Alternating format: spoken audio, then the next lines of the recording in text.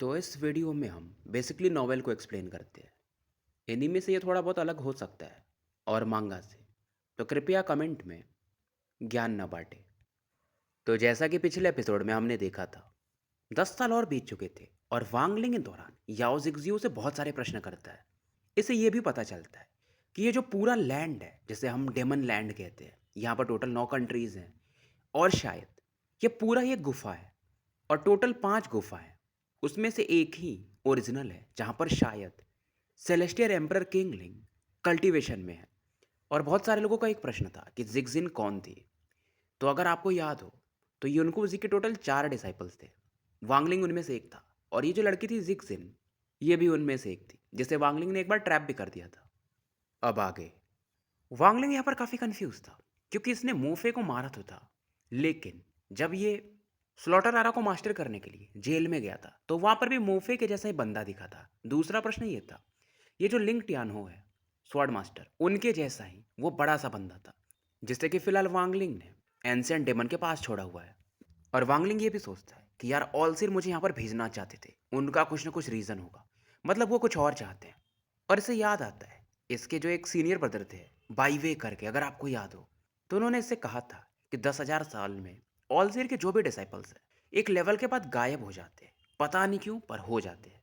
और वांगलिंग अब सोचता है कि यार मुझे कुछ करना पड़ेगा।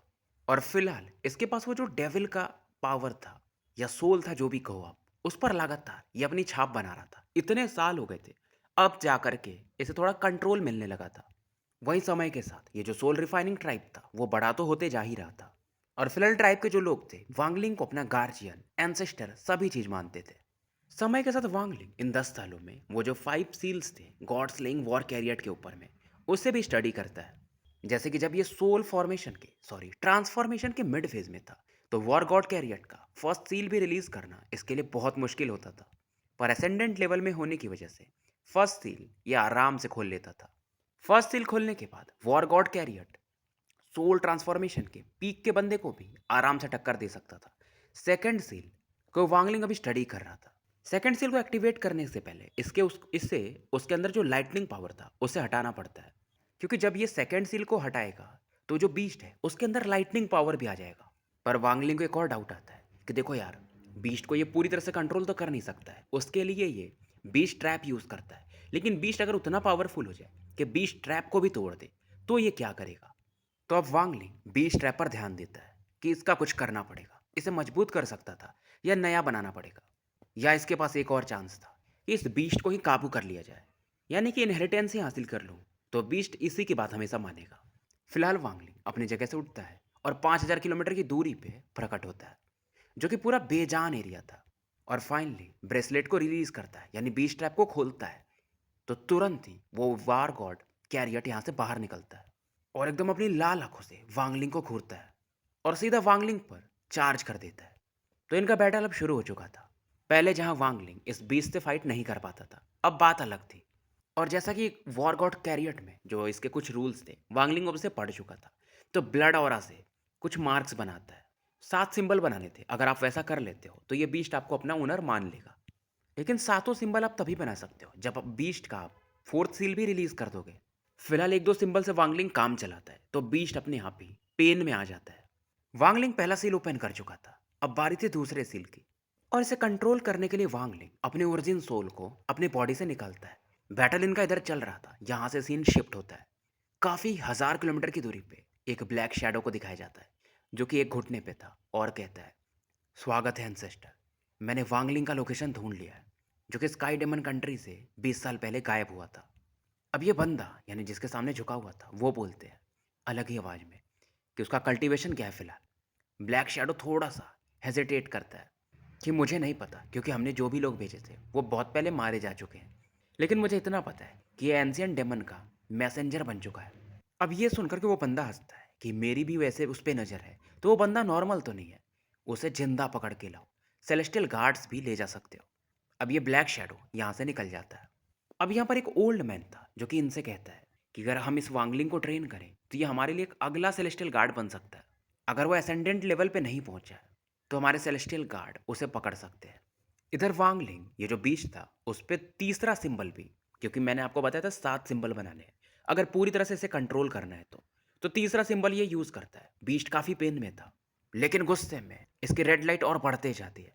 और वांगलिंग के साथ एक और प्रॉब्लम था कि आप बीस्ट पे सोल इम्प्रिंट तो यूज़ कर रहे हो, यानी कि सिंबल्स लगा रहे हो, लेकिन अगर आप इसे इसके सील्स नहीं खोलोगे तो ये बीस्ट एक्सप्लोड कर सकता है, क्योंकि टोटल 5 सील है और वांगलिंग अभी भी एक ही सील पे रुका हुआ है। और वांगलिंग ने जो चीज़ें पढ़ी थी, जिसे जिन्होंने इन चीज़ों को बनाया था, 3 वॉर गॉड कैरियर्स, उन्होंने ये लिखा था कि इसे खोलते समय पावरफुल ऑरा को अगर यूज़ करें, जैसे कि सेलेस्टियल एम्परर की ऑरा को, तो ये बहुत पावरफुल हो जाएगा। खास करके तीसरा वॉर वॉर गॉड जो कैरियट है, क्योंकि वो बहुत पावरफुल है। स्पिरिट बिस्ट फिलहाल इसका पावर लेवल एसेंडेंट के अर्ली फेज में जा चुका था, धीरे धीरे मिड फेज की तरफ बढ़ता है और बढ़ते रहता है। इसकी साइज भी कम होती जाती है। पहले जहाँ ये 1000 फीट का था, अब ये 100 फीट तक आ चुका था। और एक इसके आसपास ऑरा सी बनने लगती है और साथ में इसके डिस्ट्रक्टिव ऑरा बढ़ना शुरू होती है। अब वांगलिंग इस दौरान इसका सेकंड सील खोल देता है कि ज़्यादा देर अगर इसे रोका तो ये एक्सप्लोड कर सकता है। सील तो खोलना पड़ेगा अगर इसके पूरे पावर को रिलीज करना है। तो बीस्ट जो कि अब एक्सप्लोड करने वाला था, इसकी बॉडी स्टेबलाइज होने लगती है सेकंड सील के खुलते ही, और बिजलियां वगैरह इसकी बॉडी से कड़कने लगती है। फिलहाल ये अलग ही दिखता है, किलिन के जैसा दिखता है, पर किलिन नहीं था। किलिन मतलब वो सांप के जैसे जो होते हैं बीस्ट, ड्रैगन टाइप समझ सकते हो। ये था बेसिकली अब थंडर बीस्ट बन चुका था। और वांगलिंग ने जो पढ़ा था उस टोकन में, उसके हिसाब से इसको सिंग वगैरह आना चाहिए गोल्डन कलर का। फिलहाल वांगलिंग चौथा जो ब्लड सिंबल इसने बनाया था वो इसके ऊपर लगा देता है। बीस्ट अब शांत हो चुका था, पर ये वांगलिंग से अभी प्यार भी नहीं करता था, लेकिन फिलहाल शांत हो चुका था और वॉर गॉड कैरियट में गायब हो जाता है।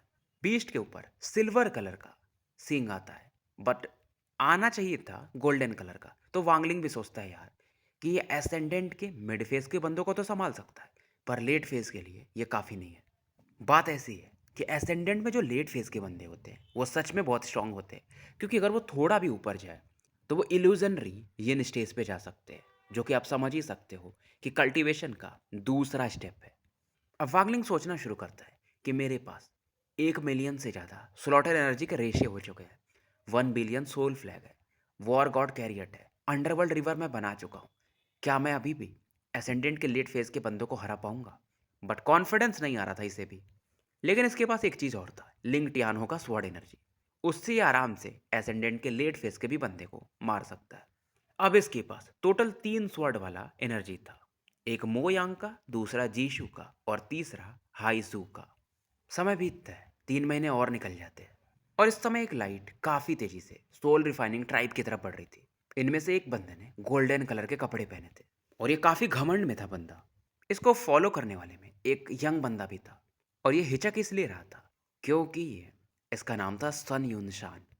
वांगलिंग इससे मिल चुका है, अगर स्टोरी आपको याद हो तो। डेमन स्पिरिट लैंड के बाहर इसकी बहन चोरी छिपके आई हुई थी, पर ये सोच रहा था क्या ये वही वांगलिंग है? ये असंभव है। और सन यूनशान को इन्हें फॉलो करना पड़ता है, उसका कारण कुछ और था। इधर वांगलिंग को दिखाया जाता है जो कि अचानक से इन्हें फील कर लेता है और 13 से कहता है कि कुछ गेस्ट हैं, उन्हें यहाँ पर लेकर आओ। अब ये जो गोल्डन कपड़े में बंदा था अपने आसपास ब्लैक क्लाउड्स को देखता है। ये बेसिकली वांगलिंग के रेस्ट्रिक्शंस फ्लैग थे, प्रोटेक्शंस थे। सन यूनसान के साथ जो लोग आए हुए थे ये टोटल 20 थे। इनमें से ज़्यादातर सोल ट्रांसफॉर्मेशन में थे, खास करके इसके अंकल फैंग। वो तो लेट फेज में थे, लेकिन अब वो इन लोगों के साथ है क्योंकि उन्होंने कुछ ऐसा ऑरा यूज़ किया है और ये सब बस इसकी बहन की वजह से हुआ था। इवन उन लोगों ने तो इसके अंकल फैंग जो है उनकी मेमोरी भी उड़ा दी है, उनको एक पपेट बना दिया और सभी के अंदर सेलेस्टियल सीड कहा जाता है वो भी डाल दिया, यानी उस एंसेस्टर ने। तो ये लोग अब चाह के भी कुछ नहीं कर सकते थे, उनकी बात माननी पड़ती थी। अब ज़रा ये जो गोल्डन मैन था ये अपने एक साथी को, जिसको ये नंबर 10 कहता है, कि ये ब्लैक क्लाउड कुछ नहीं है, इसे फोड़ दो, मतलब डिस्ट्रॉय कर दो। पर जैसे ये ट्राई करता है ब्लैक क्लाउड इसे 10,000 फीट पीछे फेंक देता है। और थोड़ी समय में जब ये दोबारा ट्राई करता है तो ब्लैक क्लाउड इस नंबर 10 को डिवोर कर जाता है। अब ये जो गार्जियन था जो कि गोल्डन कपड़ों में था वो भी अवाक रह जाता है और अब नंबर 3 को कहता है कि तुम जाओ। नंबर 3 कोई हुई और नहीं बल्कि वही सन यूनसान के अंकल थे। अब उनको तो कुछ याद ही नहीं था, तो आगे जाते हैं पपेट के समान। और सन यूनसान को गुस्सा आ रहा था पर ये कुछ कर नहीं सकता था। पर जैसे ही आगे अटैक करने वाले थे बादल अपने आप हट जाते हैं और एक बंदा आता है जो इन सभी का स्वागत करता है कि चलो आपको मैं लेके चलता हूँ। और ये था 13। अब ये जो गोल्डन में मैन था यानी सेलेस्टियल गार्जियन, उसे भी समझ में नहीं आ रहा था कि करूँ तो करूँ क्या, और सोचता है कि चलो देख ही लेता हूँ उस वांगलिंग के पास और क्या क्या चीज़ें हैं। फिलहाल ये लोग एक टावर के पास पहुंचते हैं और एक पावरफुल ऑरा सभी लोग फील करते हैं। 13 भी बोलता है, एंसेस्टर मैं इन्हें लेके आ चुका हूँ। अंदर से आवाज आती कि आप लोग किलिंग इंटेंट के साथ क्यों आए हो? क्या मैंने कुछ किया है? और क्योंकि वांगलिंग अब वो जो स्कैटर्ड डेविल था उस पे अपना प्रभाव बना चुका था, तो वो जो डेविल स्पेल्स थे उसे भी ये धीरे धीरे मास्टर कर रहा था। तो बहुत सारे लोग तो ऐसे इसकी आवाज से ही कांपने लगते हैं, मतलब उनका डाउ हार्ट मन उनके कंट्रोल से बाहर जा रहा हो, बस उस बंदे को छोड़ करके। अब ये जो मैन गोल्ड था वो बोलता है कि तुमने ऑफेंड नहीं किया है, मतलब नहीं किया है। वांगलिंग को गुस्सा आता है कि फिर क्यों आए हो, और ये अपनी ऑरा और ज़्यादा रिलीज करता है। ये बंदे जो कि लो कल्टीवेशन वाले थे, इनके बॉडी से ब्लड गिरने लगता है और बहुत सारे बेहोश हो चुके थे। मैन इन गोल्ड भी अब पीछे हटने लगता है। ये खुद हैरान था। वहीं सनी इंसान वो काफ़ी एक्साइटेड हो जाता है कि चलो अब शायद बच सकते हैं। और जब वांगलिंग प्रकट होता है उसे देखकर तो ये और खुश हो जाता है कि ये तो वांगलिंग है। अब ये मैन इन गोल्ड जो था ये अलग बनता है, एक अपने गार्जियन को आदेश देता है, सेलेस्टियल गार्जियन को, कि इसे मारो। बट वांगलिंग वांगलिंग तो वांगलिंग है। ये तुरंत ही एक ही अटैक में सेलेस्टियल गार्जियन के जो भी कवच थे उन्हें फोड़ देता है और सीधा इसे एक्सप्लोड करवा देता है। वांगलिंग समझता है ये जो सेलेस्टियल गार्जियन था ये असेंडेंट लेवल में तो पहुंचा है, लेकिन इसका डोमेन नहीं है। यानी ये किसी और की मदद से या किसी और ने कोई अलग मेथड से इसे उस लेवल पे पहुंचाया था। अब मैन इन गोल्ड कहता है कि सीनियर ये मिसअंडरस्टैंडिंग है, हमें जाने दो। हम तो आपको इनवाइट करने आए थे ताकि आप हमारे अलायंस को ज्वाइन कर लो। पर सन युनसान आगे आता है और कहता है ब्रदर वांग, ये आपको कैप्चर करने आए हैं जिंदा। वांगलिंग भी स्माइल करता है कि हाँ मैं तुम्हें जानता हूँ। अब ये मैन इन गोल्ड चिल्लाता है कि सन युनसान तुम हमें बेट्रे करोगे, तुम्हारी बहन है हमारे पास, सोच लो। फिलहाल ये लोग हैरान थे कि क्या वांगलिंग लेट फेज में है क्या एसेंडेंट के, क्योंकि पावर ऐसा था। मैन इन गोल्ड को भी वांगलिंग मार देता है। अब ये इंसान बोलता है कि ब्रदर वांग मुझे बचा लो। वांगलिंग न्यूट्रल था, इसे अंदर बुलाता है कि आओ बैठ के बात करते हैं। युनसान को याद था क्योंकि वांगलिंग इसी के साथ आया था, आपको याद हो तो। ये किसी और प्लेनेट पे था जहाँ पर युनसान एक अच्छी फैमिली से था। और इसे याद आता है कि जब ये लोग साथ में आए थे तो वांगलिंग सोल ट्रांसफॉर्मेशन के मिड फेज में था। कुछ दशक ही बीते, यानी 30 40 50 साल जो भी बोलो। और वांगलिंग इस लेवल पे पहुंच चुका था, बाकी कुछ लोग बचे हुए थे। वांगलिंग उन्हें मारता नहीं है, युनसान से बात करता है। वांगलिंग भी कहता है टेंशन मत लो, स्माइल करता है कि तुम आ ही गए हो। तो इसको फिलहाल ये वाइन पिलाता है और बताता है कि जिसको आपने पहले फोड़ा उसका नाम कोई नाम नहीं है, वो बस एक सेलेस्टियल गार्जियन है। और मुझे भी इनका यूनियन ज्वाइन करना पड़ा क्योंकि इन्होंने हमारी फैमिली को पकड़ लिया है, मेरी बहन की वजह से। खास करके जब आपने वो एक बैटल लड़ा था मोली हाई के साथ, तब से हमारे एंसेस्टर का ध्यान आपके ऊपर आ चुका था।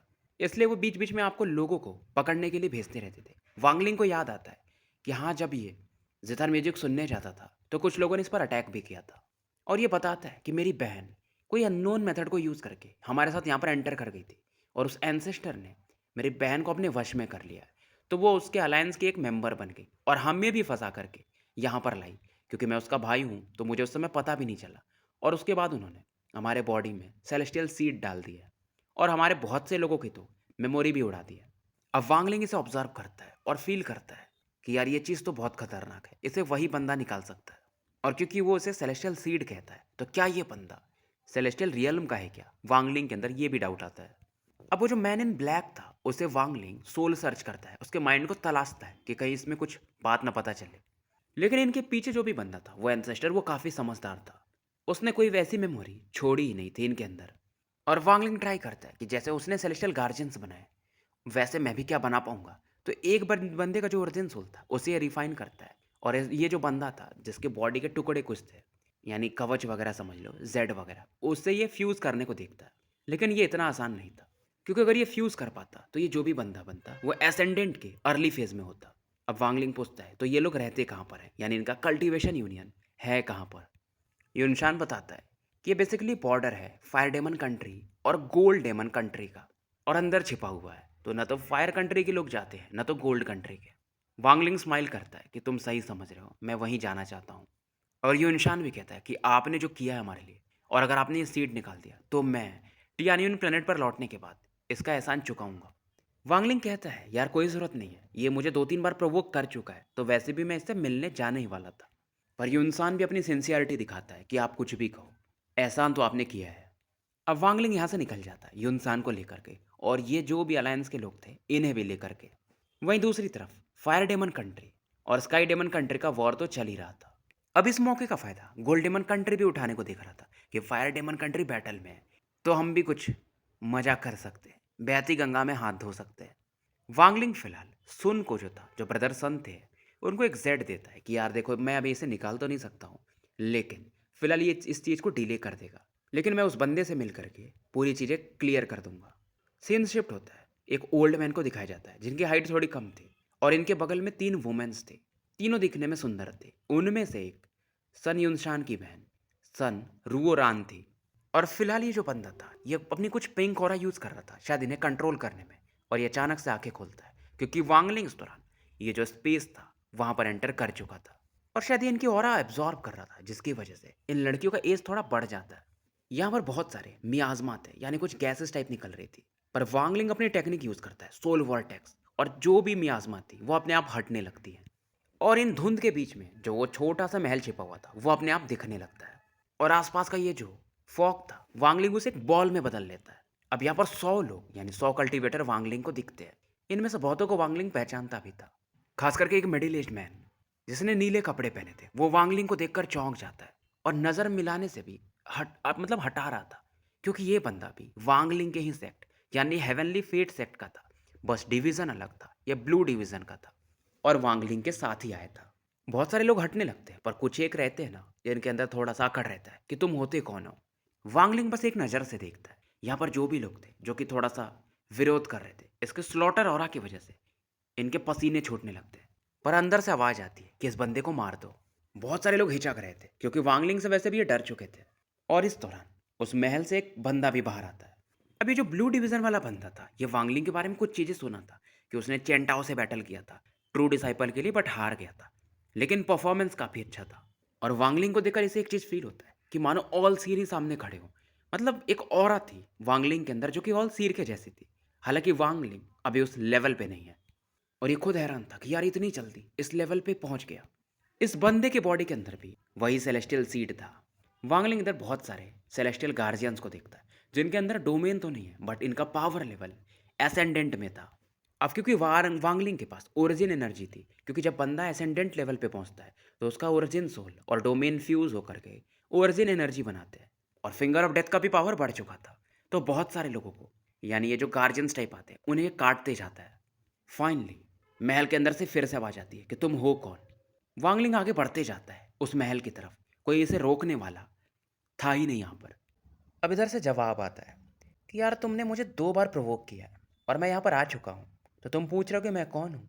वांगलिंग एकदम शांति से जवाब देता है। अभी जो शॉर्ट ओल्ड मैन था ये सोचता है कि यार ये बंदा सिंपल नहीं है। वैसे तो इसका पावर लेवल एसेंडेंट के अर्ली फेज में है, लेकिन इसका खुद का डाव हार्ट है। पर इस दौरान इस ओल्ड मैन के बगल में जो 3 लड़कियां बैठी हुई थी, उनमें से सन रुओनान कहती है कि ये वांगलिंग है। ओल्ड मैन भी हैरान था कि यार इससे तो मैं एक सेलेस्टियल गार्जियन बनाना चाहता था, ये यहाँ पर आ चुका है, और मुझे पता होता कि इसका पावर लेवल इस लेवल पे है तो मैं इसे प्रोवोक भी नहीं करता। अब ये माफ़ी मांगने लगता है कि यार मुझे पता नहीं था, तुम जा सकते हो, अब हमारे रास्ते अलग हैं। तीनों लड़कियां भी हैरान थी कि इनके ये ओल्ड मैन यानी एंसेस्टर कर क्या रहे हैं, क्योंकि एंसेस्टर के पास यानी इस ओल्ड मैन के पास 8 और गार्जियंस हैं और सभी एसेंडेंट लेवल के आसपास हैं। पर वांगलिंग रुकता नहीं है, ये इसी तरफ बढ़ता है और वांगलिंग कहता है कि देखो यार तुमने जो किया है वो माफ़ी के लायक नहीं है। अब ओल्ड मैन भी कहता है कि तुम्हें क्या लगता है कि मैं तुम्हें मार नहीं सकता हूँ। ओल्ड मैन भी अब अपने 8 बचे हुए सेलेस्टियल गार्जियंस को बुलाता है। अभी जो सेलेस्टियल गार्जियंस थे इनमें कुछ वुमेन थी और कुछ वुमेन। अब ये 8 मिल करके एक फॉर्मेशन बना लेते हैं। वांगलिंग इन्हें देख रहा था। 8 की ऑरा मानो फ्यूज होने लगती है और एक फैंटम सा बनता है सेलेस्टियल एम्परर का। ओल्ड मैन अब काफ़ी खुश हो जाता है कि अब क्या करोगे वांगलिंग। तो मैं बता दूं, मैं ओरिजिनली सेलेस्टियल रियल्म से ही आया हूँ और मेरा नसीब था कि मैं बच गया। तो मैं जो भी स्पेल्स यूज़ करता हूँ सब सेलेस्टियल स्पेल्स ही हैं और तुम उन्हें रजिस्ट नहीं कर पाओगे। तुम अभी भी जा सकते हो, लेकिन अगर ज़्यादा पंगे लोगे तो सच में मारे जाओगे। वांगलिंग को भी गुस्सा आता है। ये अपने अंडरवर्ल्ड रिवर को रिलीज करता है और सीधा वो जो सेलेस्टियल एम्परर का फैंटम बना था जिसके हाथ में हरी तलवार थी उसकी तरफ ये बढ़ा देता है। अब ये जो बंदा था ये अपने ग्रीन स्वॉर्ड को आगे बढ़ाता है और वांगलिंग फील करता है कि इसका जो ओरिजिन सोल है उस पर कुछ असर पड़ रहा हो। और फिलहाल ये जो मिडिल एज मैन प्रकट हुआ था, ये जो 8 लोग थे सेलेस्टियल गार्जियंस, उनके ऑरा को एब्जॉर्ब करके काफ़ी स्ट्रांग बन चुका था। वांगलिंग इसकी तरफ देखता है और कुछ तो बोलता है पर आवाज़ नहीं आती है। अचानक से वांगलिंग अपनी आंखें बंद कर लेता है और इस दौरान ये जो 8 सेलेस्टियल गार्जियंस थे, इनकी बॉडी कांपने लगती है। अंडरवर्ल्ड रिवर आगे बढ़ता है, मिडिल एज मैन गायब हो जाता है। वांगलिंग समझ जाता है ये बेसिकली इल्यूजनरी अटैक था, मतलब अटैक का कोई असर नहीं होगा पर आपको ऐसा लगेगा कि रियल अटैक है। फिलहाल 8 गार्जियंस को अंडरवर्ल्ड रिवर निपटा देता है, यानी कि ट्रैप कर चुका था। अब वांगलिंग का अंडरवर्ल्ड रिवर पूरे महल में फैलने लगता है और जो भी यहाँ पर चीज़ें थी वो कोलैप्स करने लगती हैं। अब ये बंदा फिर से कहता है कि वांगलिंग, मैं तुम्हारा दुश्मन नहीं बनना चाहता था, लेकिन तुमने मुझे मजबूर कर दिया। मैं तुम्हें अभी भी आखिरी मौका देता हूँ, बाद में मुझे ब्लेम मत करना। वांगलिंग को फर्क नहीं पड़ता है, ये फिंगर ऑफ डेथ बनाता है और ओल्ड मैन की तरफ बढ़ा देता है। ओल्ड मैन अब अपनी सेलेस्टियल ऑरा को यूज़ करते हैं और वांगलिंग के अटैक को काउंटर कर देते हैं। अब ये एक सेलेस्टियल सीड बनाते हैं जो कि ब्लू कलर्स के थे और वांगलिंग की तरफ बढ़ा देते हैं। वांगलिंग देखकर पहचान जाता है, अच्छा तो ये सेलेस्टियल बीस्ट के भोजन है। ओल्ड मैन हैरान था कि तुम जानते हो। वांगलिंग ने इस चीज़ को देखा था जब ये सुनी इंसान को अंदर जो सेलेस्टियल सीड था उसे देख रहा था, तब भी इसे याद आया था और अब तो इसे याद आ चुका था। जब ये सेलेस्टियल रियल में गया था तो यही जो सेलेस्टियल बीस्ट फीड है इसका पीछा कर रहे थे। इसके साथ एक बंदा था और वांगलिंग वहाँ से बच के भाग गया था। अब ऐसे बहुत सारे ये ब्लू थ्रेड्स वांगलिंग की तरफ बढ़ रहे थे। अब वांगलिंग एक सोल फ्लैग निकालता है और किलिन बीस्ट को भी निकालता है जो कि बहुत समय से भूखा था। किलिन बीस्ट वांगलिंग को सोल ट्राइब में मिला था, यहाँ वाले सोल ट्राइब नहीं, इसके प्लेनेट सुजाकू पर। अब क्योंकि किलिन बिस्ट लंबे समय से कुछ खाया नहीं था तो उसके लिए ये चीज़ें भोजन के समान थी और किलिन बिस्ट इन्हें पूरा खाने लगता है, मतलब अपनी हवा से अंदर खींचने लगता है। ओल्ड मैन का चेहरा अगली हो जाता है और अब ये एक ब्रश निकालते हैं और इस ब्रश को देखकर किलिन बिस्ट भी पीछे हट जाता है और ओल्ड मैन वांगलिंग से कहते हैं क्या तुम इसे पहचानते हो। वांगलिंग देखता है और ये तुरंत ही गॉड स्लेइंग वॉर कैरियट को निकालता है। ओल्ड मैन बताता है कि अगर तुम्हें ये पता ना हो तो मैं बता दूं, मैं इसकी मदद से जो लो लेवल के कल्टीवेटर्स होते हैं, यानी तुम्हारे जैसे लोग, लो रियल्म के कल्टीवेटर्स, उन्हें पावर देता हूँ। अभी भी तुम्हें आखिरी मौका दे रहा हूँ कि निकल जाओ, नहीं तो मारे जाओगे। वांगलिंग भी कहता है कि यार बार बार क्यों कह रहे हो जाने को, मैं पहले ही समझ चुका हूँ। तुम्हारा पावर लेवल असेंडेंट के मिड फेज में है और तुम इन गार्जियंस के जैसे ही हो और तुम्हारे बॉडी में भी कोई ओरिजिन एनर्जी है नहीं। मतलब इसका जो भी सीक्रेट था वांगलिंग को पता चल चुका था। अब गुस्से में ये बंदा इस ब्रश पर अपना ब्लड डालता है और एक पावरफुल फोर्स चारों तरफ फैलने लगता है। वांगलिंग ने ऐसा सिंबल देखा था जब ये पहले वाले गुफा में गया था, ये सिंबल कुछ वैसा ही था, हालांकि वांगलिंग के सिंबल से काफी स्ट्रांग था। अब वांगलिंग गॉड स्लेइंग वॉर कैरियर को रिलीज करता है और बोलता है थंडर बीस्ट। अब यहाँ पर बिजलियां कड़कना शुरू हो जाती हैं, लाइटें चमकने लगती हैं और ये सिल्वर सिंग वाला थंडर बीस्ट बाहर निकलता है। किलिन बीस्ट भी एक्साइटेड था क्योंकि थंडर बीस्ट से ये कमजोर नहीं था और उस बंदे ने जो ब्रश से वो सिंबल बना के वांगलिंग की तरफ बढ़ाया था, थंडर बीस्ट अपने थंडर पावर से उसे डिस्ट्रॉय करने लगता है। ओल्ड मैन समझ जाता है और अब भागने लगता है और वैसे भी ये काफ़ी डरपोक था शुरू से ही और ये कभी भी एसेंडेंट लेवल के कल्टीवेटर से पंगा नहीं लेता था, लेकिन इसकी बदनसीबी थी। समय के साथ जब इससे 10 सेलेस्टियल गार्जियंस मिल गए तो इसका थोड़ा सा पावर बढ़ गया था और वांगलिंग इधर काफ़ी एक्साइटेड था कि इस बंदे के पास बहुत सारे ट्रेजर्स हैं, आज तो मज़ा आ जाएगा। वांगलिंग इसका पीछा करता है और आधे घंटे के समय में ये 10 स्पेल्स यूज कर चुका था। अब ब्रश की मदद से और कुछ टेक्निक्स की मदद से इसका स्पीड 100 गुना बढ़ जाता है और ये जाते जाते बोलता है कि ये ब्रश सेलेस्टियल ब्रश है, जिससे कि ये स्पेस में फेंक रहा था, मतलब वो गायब हो जाता और कहता है तुम्हें ये मिलेगा नहीं। मतलब ये वांगलिंग को लुढ़का रहा था कि तुम उस ब्रश को लेने जाओगे, इधर मैं भाग जाऊंगा। अब वांगलिंग सेलेस्टियल स्वॉर्ड को निकालता है और हाफ मून ब्लेड को और फर्स्ट डेविल को बोलता है कि जाओ इसे पकड़ लो। तो ये दोनों उस ब्रश को पकड़ने बढ़ जाते हैं और वांगलिंग इस बंदे का पीछा करता है। बंदा फिर से चिल्लाता है कि भाई तुम्हें चाहिए क्या। अब वांगलिंग इसकी तरफ काफी तेजी से आ रहा था तो ये एक और ऑरा निकालता है जो कि हरे रंग का चमक रहा था और सोचता है कि यार डिवाइन सोल ब्रश को तो मैं वैसे भी कम कंट्रोल कर पाता हूँ और ये था सेलेस्टियल कैप्चर नेट, यानी कि जाला, जिसके ऊपर इसका कंट्रोल और कम था, बट अब इसे यूज़ करना ही पड़ेगा।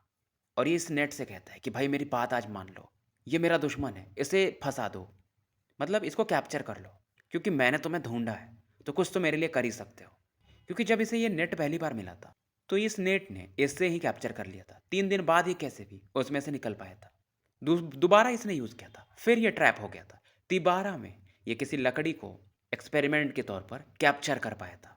तो स्टोरी यहीं समाप्त करते हैं, मिलते हैं फिर कल एक नए वीडियो के साथ। और भाई वीडियोस को लाइक करो, लाइक्स फिर से तुम लोगों के कम होने लगे हैं। चैनल को सब्सक्राइब करो और शेयर करो।